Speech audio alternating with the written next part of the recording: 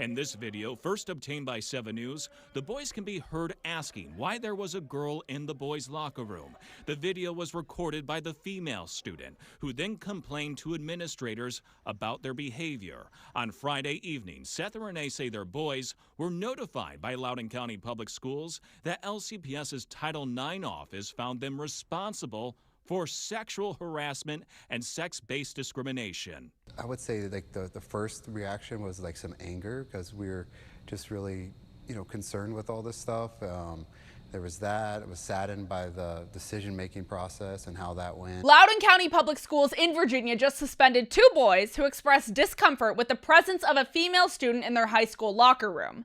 LCPS opened a Title IX investigation earlier this year into the boys after a female student filmed them in the men's locker room, saying that they were uncomfortable with a girl using their facilities.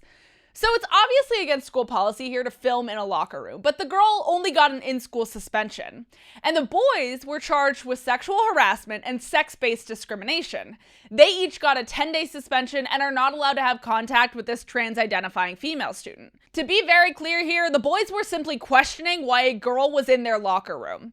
They're high school boys who don't believe women can become men and are completely entitled to that opinion.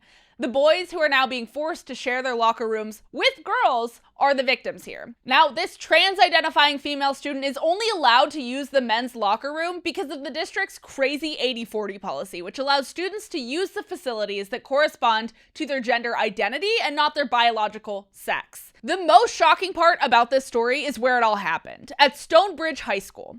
That school should sound familiar, as should Loudoun County, because in 2021, a skirt-wearing boy assaulted a female student in the women's locker room at Stonebridge, an event that spurred somewhat of a parental uprising in Virginia and helped Governor Glenn Youngkin eventually win. Here we are, years later, still litigating the legitimacy of this policy, and the school district is still defending radical gender ideology over common sense.